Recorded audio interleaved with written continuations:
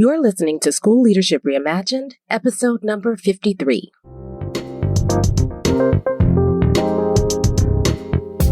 Welcome to the School Leadership Reimagined podcast, where we rethink what's possible to transform your school.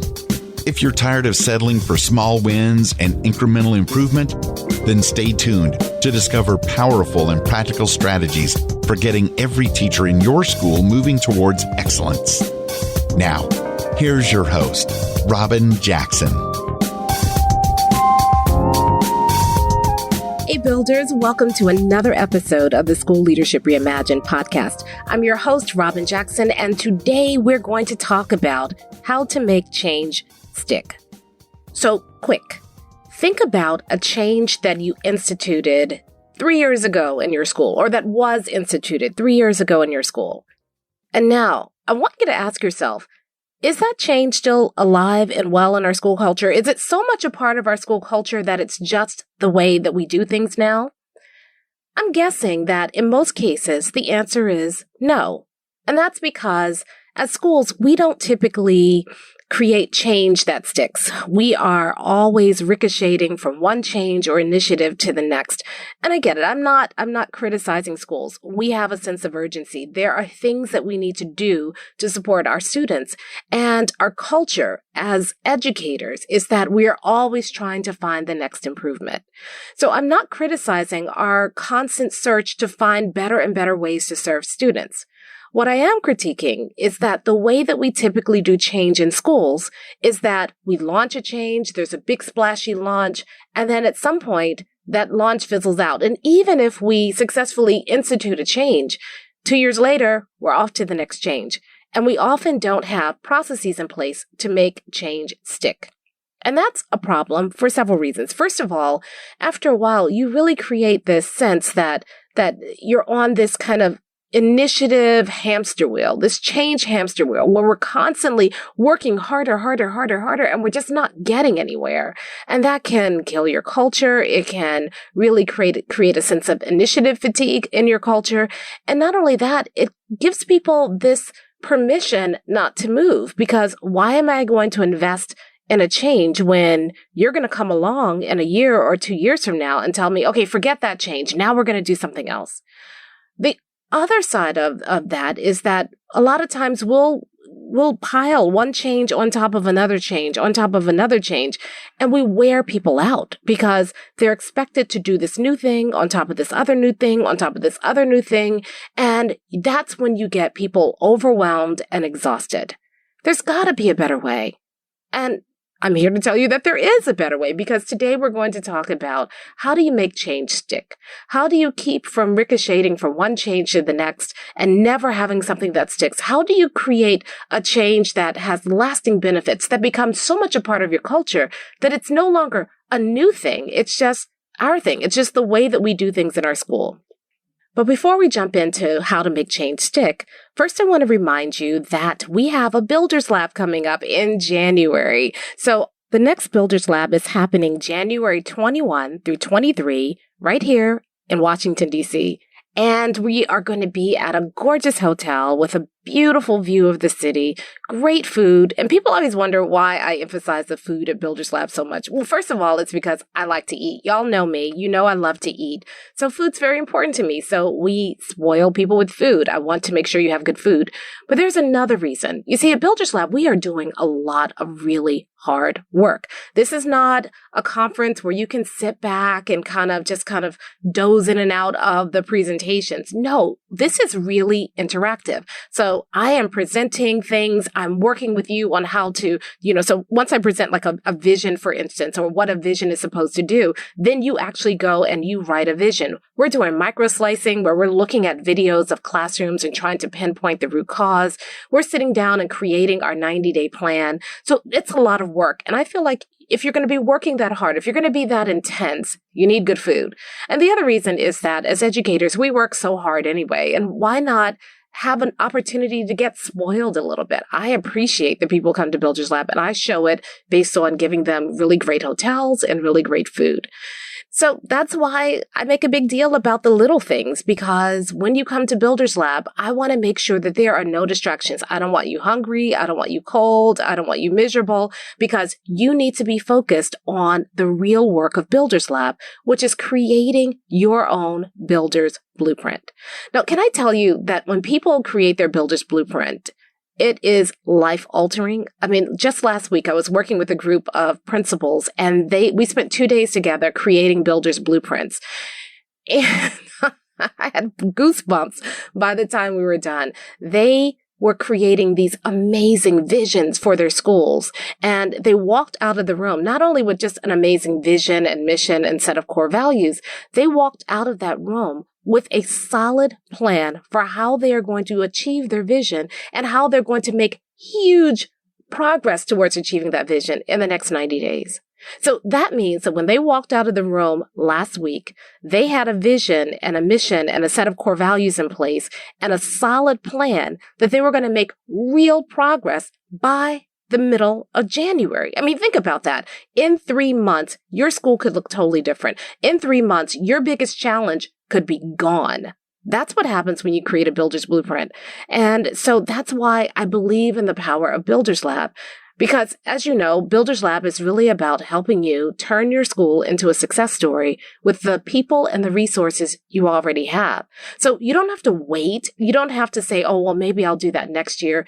Right now, there are people who are creating Builders Blueprints either through Builders Lab or from one of our private workshops, and they are seeing that transformation now. They're not waiting till next year. They're not waiting until they get better teachers or they get different teachers. They're not waiting until some teachers leave or until they get permission from somebody on high. They are creating success stories right now.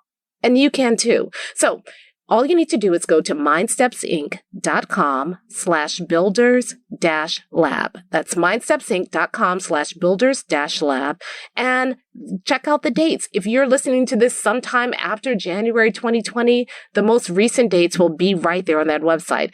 Get your ticket, come to Builders Lab, and then leave Builders Lab with a solid plan for your school, plus a deeper understanding of why your school is struggling, or I shouldn't say struggling, because I'll tell you what, Builders Lab really works well if you have a school that's struggling. But you know, the people who are getting the biggest gains from Builders Lab, they are the people who already have a good school. I mean, things are going fairly well, but they know that their school could be better, and they're stuck at good, and they can't figure out how to get to great. Those people see like dramatic results in 90 days, because at Builders Lab, you get unstuck. You figure out, okay, we've got things good. So the problem with good is it seduces you into thinking that, well, you know, things are already pretty good, and it keeps you from taking a hard look at your school. The Builders Blueprint and the process we use at Builders Lab will help you do that. Will help you take a good, hard look at what's going on in your school, and it pinpoints the root cause. So you actually, when you make change, it's change that matters. It's the right change. It helps you figure out what's the best next thing I can do. And I can tell you that schools who are at good, but you know that you could be better. You know that you're just kind of satisfied with the status quo, and your staff is satisfied with the status quo. And you know that if you just could figure it out, you could push your school to being great. I mean, a great school. Builders Lab is great for you. So again, mindstepsinc.com/builders-lab, and you can get your tickets. The next one is happening January 21 through 23, 2020, right here outside of Washington, D.C., and I would love it. I really would love it if you would join us. Can I tell y'all that this is the work that has been some of the most rewarding work of my career. I've had a long career. I've done a lot of trainings, and it took me this long to kind of figure out the thing. You know, I gave trainings in the past, and it was always, you know, my best thinking at the moment. And it was pretty good, but I'm telling you, what we are doing at Builders Lab has just been giving me life, because I see the transformations right before my eyes. And so I love this work right now. I'm really having a good time with this kind of work. I'm really having a good time seeing the success stories. So that's why I keep talking about it so much. Okay, so now let's talk about a piece of that process. We have been going through the 6 stages of transformation. And if you have missed any of those in the series, just go back to, I think it starts at episode 47, where we talk about the excite stage, episode 48, where we talk about the explore stage, stage, episode 49, where we talked about the engage stage. Episode 50, we took a break because we needed to celebrate. But then back at episode 51, we talked about expect. And then episode 52, we talked about evaluate. And today we're going to talk about the last part of that transformation cycle, which is extend. And this is really the part that a lot of people, they get to the evaluate, they see change happening, they start seeing results, they get the test scores back, or they've gone through a round of teacher evaluations and they're seeing teachers do really well in the classrooms. And this is where everybody celebrates. And you should. It is, you're starting to see success at this point. You're starting to see real change happening in your school. And it's okay to celebrate. But after you finish celebrating, there is one more step. And if you skip this step, what you're going to find is that you will celebrate the change. And a year from now, the change won't look like it does now. And in fact, things will have started eroding. People will start kind of sliding back to their former behaviors. And then you're frustrated. And then you're saying, well, the process didn't work. No, the process worked, but you didn't work the entire process. And so today we're going to talk about how do you make change stick?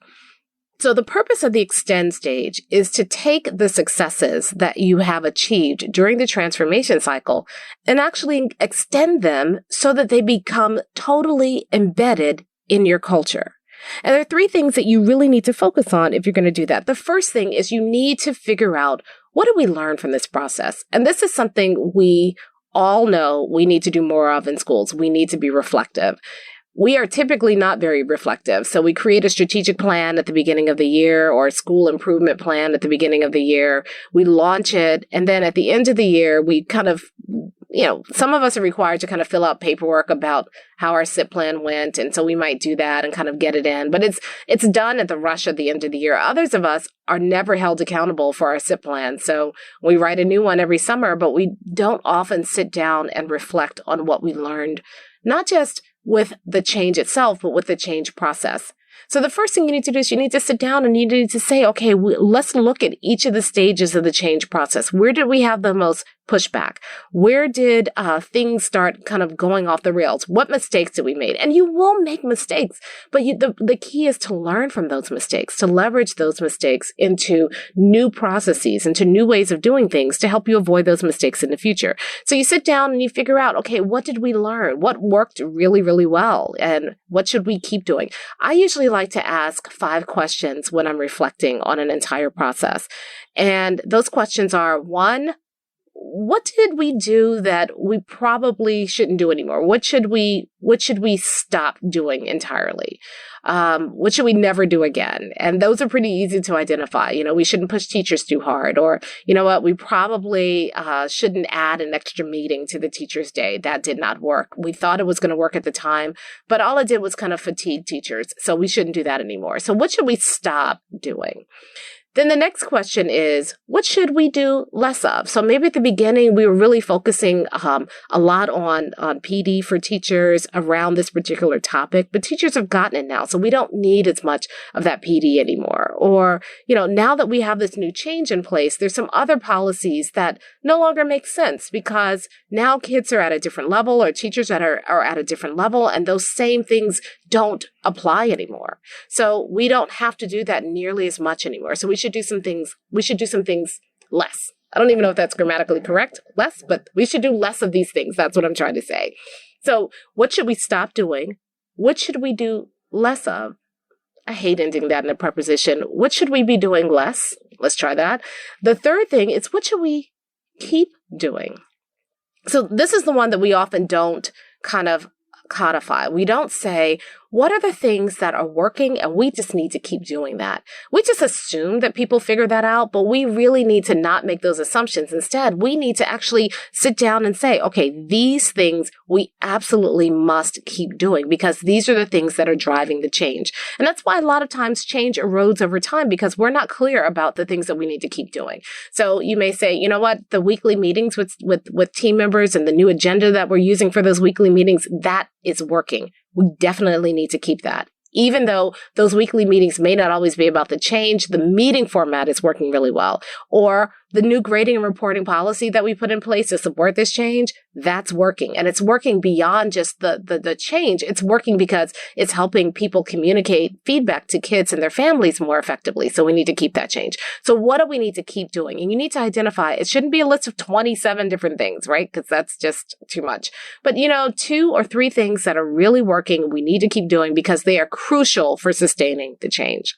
The next question is, what do we need to do more of? Maybe there was something that you started in the change and it worked really well, and we need to do more of that. So, one of the things that you may have started was, we started celebrating our wins, and that really was motivating to people. And even though the change process has come to its logical conclusion, we need to make sure that we are celebrating those wins. And we probably need to celebrate wins a little bit more than we're doing because it really does motivate our staff. So what do we need to do more of? And then finally, what do we need to start doing?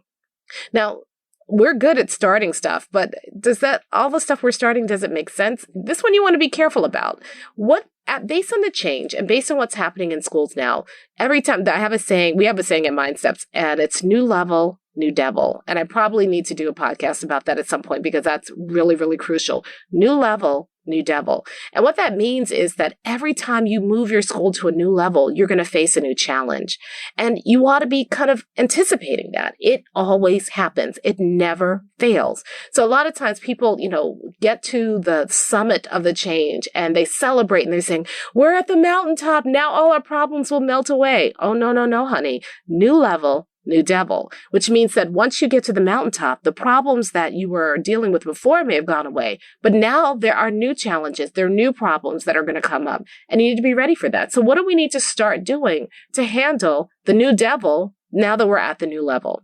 So the first thing you want to do is you want to take some time to be deliberately reflective. And this is not something you're just going to do in your office by yourself, 7 p.m. on a Thursday night when the building is clear and you can think, maybe you do that, but you're not going to stop there. You're going to include your staff in these reflections. You're going to ask them to be thinking about this too. You want everybody to kind of mindfully consider the whole process. What worked, what didn't work, what should we keep, what should we do more of, what should we do less of, what should we start, what should we stop? You want to ask those questions and then come up with, okay, these are the key learnings that we need to take into the next change process, whenever that is.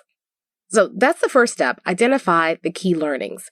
Now, the next step is just as important because if you just learn from the process and then go back to what you were doing before, it's a wasted lesson. Once you've learned from the process, you need to figure out how do we embed this change into our culture. You see, up to this point, the change is just the initiative. Maybe it's something you've been working on for the year, but people who have been around for a while know that typically when you do a change for a year, the next year that change is gone. The next year we're on to something else. And so you don't want people to think that, oh, I just work hard for a little bit and then, we celebrate, but then we're on to the next thing. You want people to believe that that change is going to be a part of your culture. And this to me is probably the most rewarding part of the change process, at least for me. So when I'm going into schools and I'm helping them institute this change process, this is the part I love the most. So if we've been working with the school for a while and we've got this change going, and usually the transformation takes somewhere between 18 months and 3 years. So this is not just like, okay, we're going to do this and 6 months later, ta-da, we're all done. No, this is a commitment. But after we go through that process, I usually come back and I visit the school a year, 2 years, 3 years later, and I'm only looking for one thing. Are the changes that we made 2, 3 years ago still in place? And have they become a part of the culture?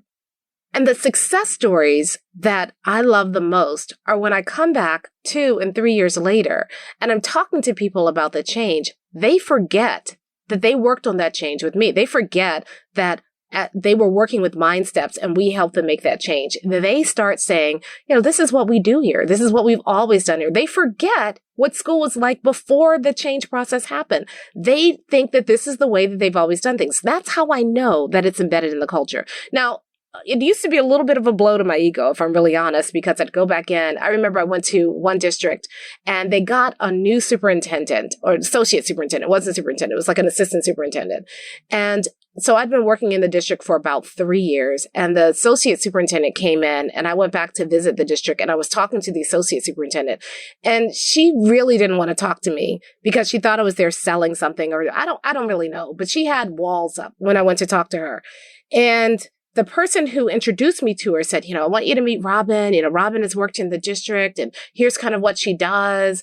And the associate superintendent immediately went on, repeller mode. And she goes, oh, that's nice that you did that, but we don't need that here at this district because, we are doing X, Y, and Z. In fact, we have one school that's doing X. And she started telling me about the school. And I was saying, yeah, that's a school we've been working with for 3 years. And she's using that as her flagship school in her district. So I said, oh, yeah, we worked with that school for 3 years and help them get that in place. She says, oh, well, we have another school that's doing Y.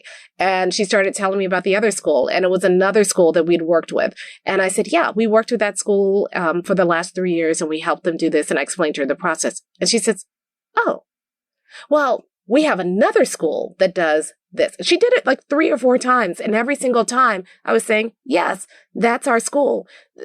At some point, she just stopped talking because she started to realize the things that she thought were kind of ingrained in the district, that were just the way that school did things, were actually things that were a result of the transformation process. You see, a lot of people buy programs. So they say, oh, we need this, so we'll bring in this program. Or, oh, we're struggling with this challenge, so we'll bring in that program. And then it's always about the program. As long as we do the program, things will happen. Or as long as we do the program, we'll get the results. But when you use the transformation process, it's not about any one program, or it's not about somebody's book or a manual. It's not somebody else's strategy. When you use the transformation process, I don't care what program or strategy you use, you embed it into the culture. It's no longer this thing we bought out there. It's the thing we do as a school. That's how you know the change is stuck. And a lot of times we're satisfied with, oh, we're doing this program now, but people never own it. It's always the program out there. So a lot of times I see schools that are saying, oh, we're doing PBIS, or, oh, we're doing AVID. And it's always the program out there. And the responsibility for results always belongs to the program. The schools that I've seen that have been the most successful leverage AVID, leverage PBIS, and so that they become a part of the culture. So it's not, we do this program. It's more, this is how we do things as a school. And the program is just a part of a bigger movement that we are creating as a school, because this is how we want to serve our students. This is how we're helping our students be successful. Until the change that you want reaches that level of ownership, until people feel like this is not the change out there, this is internal, this is how we do things in our school, that change hasn't stuck yet. So you have to be deliberate about not just, kind of celebrating and learning from the results, but you have to figure out how to take that change and embed it in your school culture. So there are a couple of things you need to do. First is you need to figure out what are the current processes that we already have, and how do we integrate this change into our current processes. So it doesn't have to be this thing out there. It just becomes a part of the way we do things. Remember how I taught you in the past that culture is really habits and stories? That's all that culture is. Culture is a collection of institutional habits and the stories we tell about them. Well, if that's the case, then how do you take the changes that you've been instituting in your school and make them institutional habits? Let me give you an example. Years ago, I worked in a middle school, and we really were trying to institute the middle school model. And part of the middle school model is that kids are teamed as purely as possible, and the team works together. The team works on supporting a group of kids. And we wanted that team concept to be, kind of prime in our school. And so we had created a master schedule where all the teams had common planning time. And then we also created a master schedule where the kids were, just as purely teamed. Like 95% of the kids were purely teamed. And so we had this, amazing master schedule. But the problem was, even though we had this common planning time and we had pure teams, a lot of times teachers would come to the common planning time, and when it came time to talk about kids, we were talking about the same 5 or 10 kids on the team over and over again, and other kids on the team were getting neglected. Now, we had instituted a change. We had moved to a pure middle school model. We had put some things in place. People kind of understood what it was, but we hadn't yet created a habit that supported the cultural change or the cultural shift that we wanted to see. So one of the things we did was we had the structures in place. Yes, team leaders and team members would meet around this time to talk about kids. But what we hadn't done is created a habit around how we talk about kids. And so what we did was we said, okay, we're going to require that every single team, every team meeting talks about a portion of their roster. So let's say we have 150 kids per team. Then every single team meeting, we're going to pick 20 kids off the roster, and those are the kids we're going to discuss. We're going to check in and see how the kids are doing. We're going to discuss those kids first. And then if there are other students who are in crisis or who need to be discussed, we'll discuss them after that. But we created an organizational habit around how we talk about kids so that we could not just, kind of look on the master schedule and say, yes, we have a full team concept, but we're actually living and embodying that team concept in the way that we talk about students. So when you are creating a change, let's say you're shifting grading and reporting policies. Let's say you're instituting more rigor in your school. Let's say that you are creating a support system to support your struggling learners.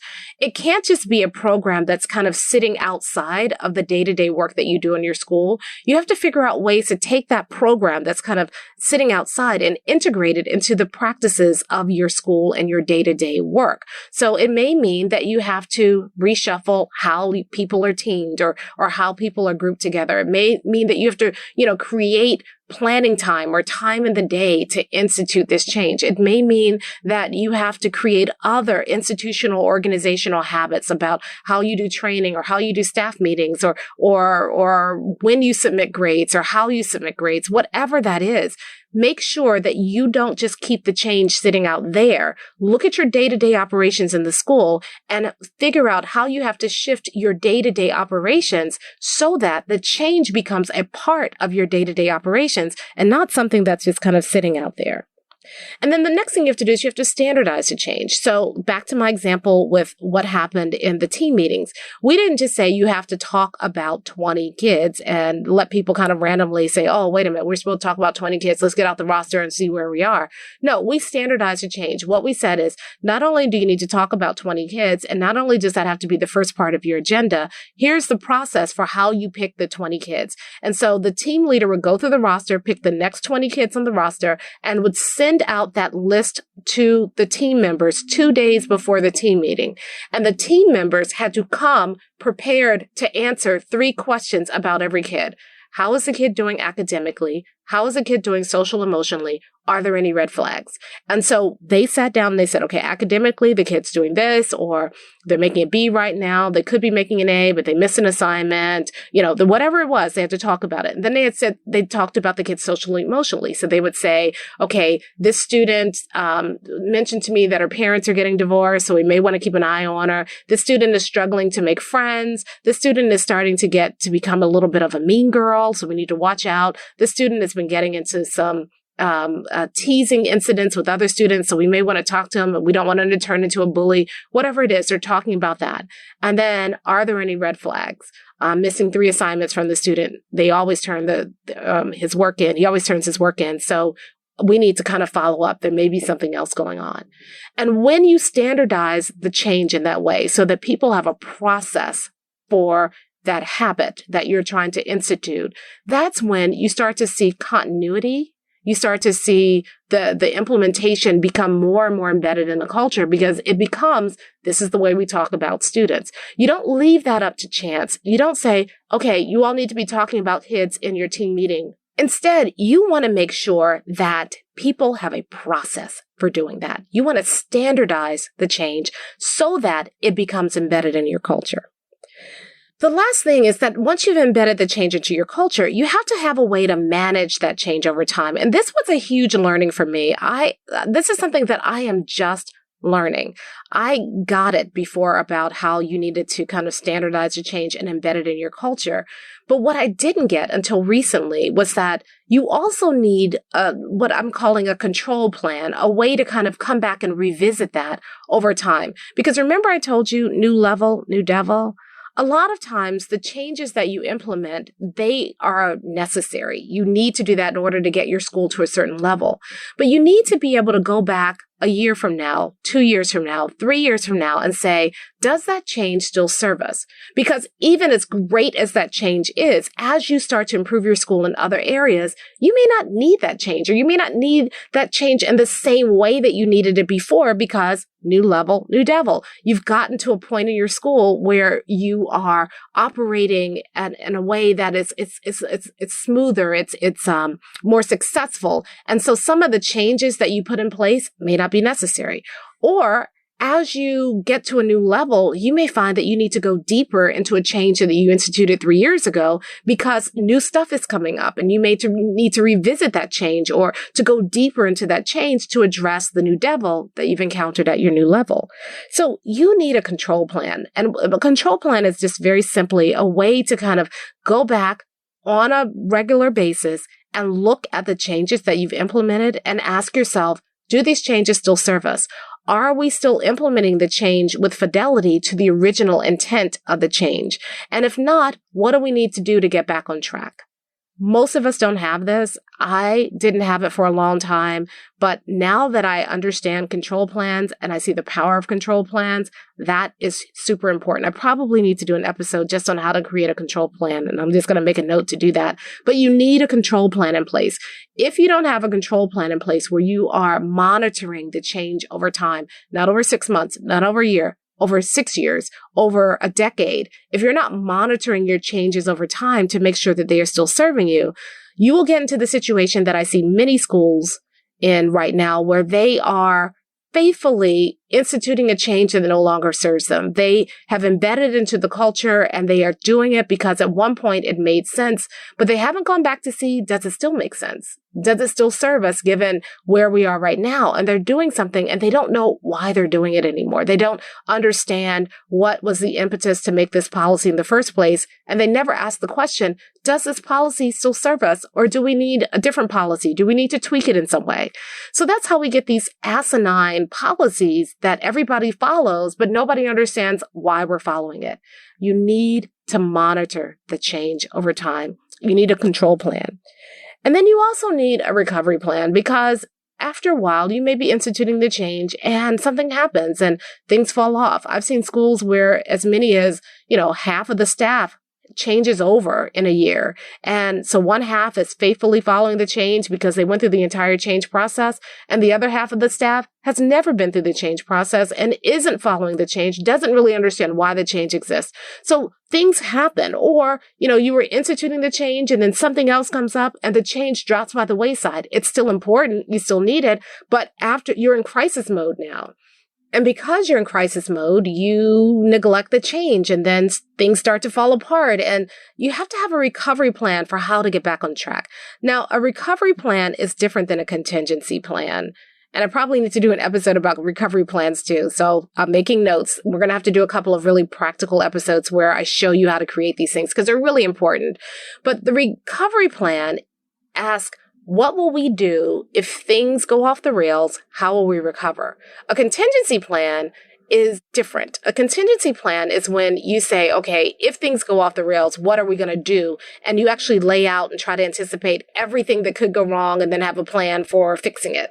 Here's the problem with contingency plans. A, you can't predict everything that's going to go wrong. And B, if you could predict it, why aren't you doing that? Why are you waiting for it to go wrong and then saying, here's how we'll jump in and solve it? Instead of doing that, if you can anticipate it, you should build it in part of your plan.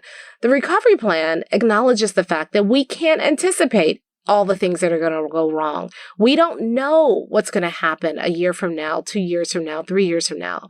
A recovery plan simply says that when things go wrong, and they will, but when things go wrong, here is how we will mobilize to address it. Here's how we're watching the data so we can detect things going wrong as early as possible.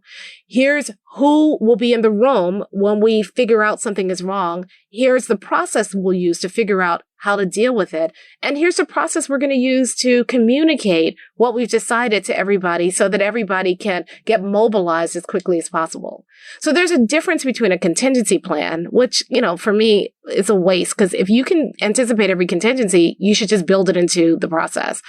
and a recovery plan, which says we can't anticipate everything that's going on, but we do have a plan for how we will mobilize ourselves the moment we hit a crisis so we can recover quickly. And with a recovery plan, you can feel secure going into the future because you already know no matter what happens, we have a rock solid plan for how we're going to mobilize and recover. We're never going to be in panic mode because we have a recovery plan that's going to show us exactly what we need to do in order to recover as quickly as possible. So 3 things you need to do. First of all, you need to make sure that you have a process for learning from the change process. How are we going to learn? What are the key things that we need to take away from this? And how do we use those takeaways for the next change process? You need to be learning. The second thing is that you need to embed the change into the culture. It shouldn't be a change or a program that's kind of sitting out there. How do you integrate it into your day-to-day operations and make it a part of your culture?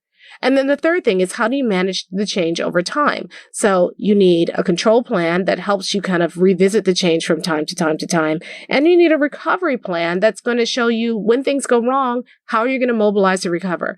You do those 3 things and the change will stick.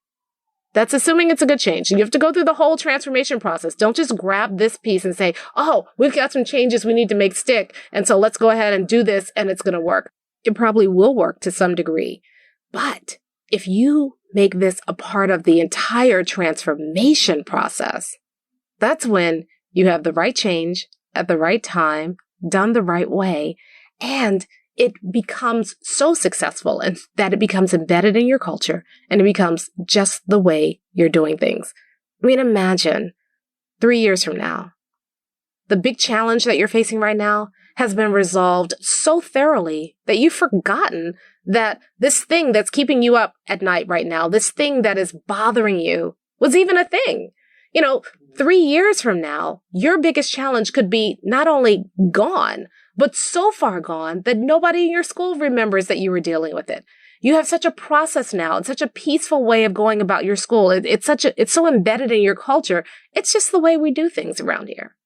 Imagine the kind of legacy that you could leave when you are at a particular school and you get moved to another school where when you come back to the first school a year from now, people are happy to see you, but the thing that you instituted is still happening. It's not your thing. It's their thing now. It's something that has become so much a part of their culture that they almost don't remember that you were the one who helped them achieve that. Now, I know that is ego busting. We all kind of want to be a superhero. I mean, I have my own Superman syndrome too. But when you think about it, would you rather have something that is your program, or would you rather have something that is so successful and so effective that it's embedded in the school culture and the school is better? Regardless of whether or not people point to you about it, you can look back at that school and you can see long after you're gone, they are still doing that thing. They are still serving kids in that way. And they are still seeing the success for kids that you helped them achieve. I don't know about you, but I've had it both ways. I've had it when I've come in and people have said, okay, we're going to do it the Robyn Jackson way. And then when I leave, it falls apart and it's devastating to me because we worked hard to create a change. And when I'm no longer there tending that change, it goes away. I mean, what was the point? And I've had it where I've gone in and helped a school achieve true transformation. So it stops being the Robyn Jackson way and it starts being just, this is the way we do things. And 5 years later, I've gone back and visited that school and I see that they've built upon it and that transformation has kept going and that school looks entirely different. I can't tell you anything more gratifying than seeing a change stick.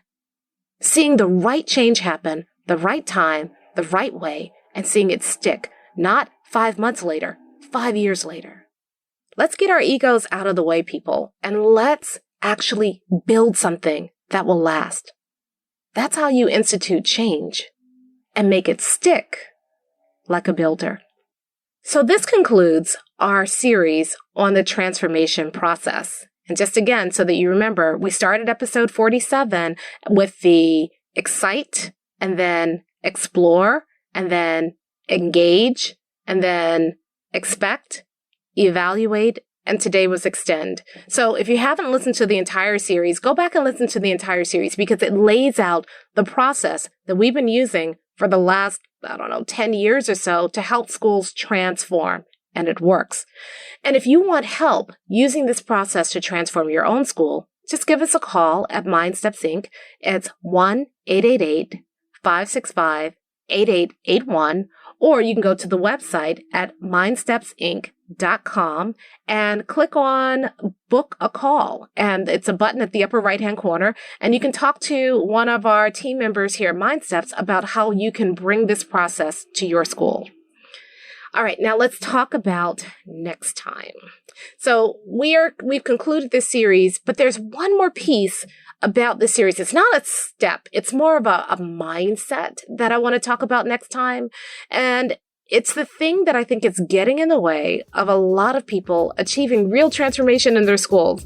And so next time, we're going to talk about how what got you here won't get you there. So I hope you'll join me next time. It's going to be a really good conversation. I'll talk to you then. Thank you for listening to the School Leadership Reimagined podcast. For show notes and free downloads, visit schoolleadershipreimagined.com. School Leadership Reimagined is brought to you by MindSteps Inc., where we build master teachers.